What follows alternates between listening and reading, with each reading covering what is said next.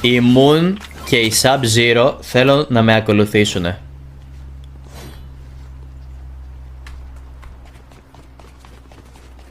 Χάνει, εσύ εδώ, εδώ στο ταμείο. Εδώ. Αυτό είναι το μαγαζί με τα ρούχα που έχω. Θέλω να διαλέξετε ένα παντελόνι ή μια μπλούζα. Να μου πείτε αν σας αρέσουν, βρε παιδί μου. Σας αρέσει εδώ τζινάκια, εδώ κοντομάνικες. Έχουμε και μερικές μακριμάνικες που έχουν ξεμείνει από πέρσι. Εδώ φορεματάκια, πολύ ωραία φορεματάκια. Πολύ ωραία φορεματάκια. Αυτό, Αυτό, ωραίο αυτό, ωραίο αυτό. Εσύ, Sub-Zero? Και εσύ φορεματάκι. Ωραία. Δώστε... Τι κάνει! Τι κάνει!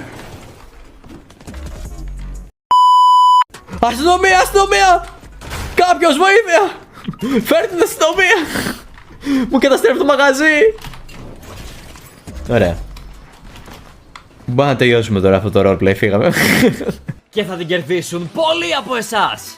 Αν τη θέλεις και εσύ, κάνε μου subscribe στο YouTube. Και για να με στηρίξεις, βάλε support the creator Yusi.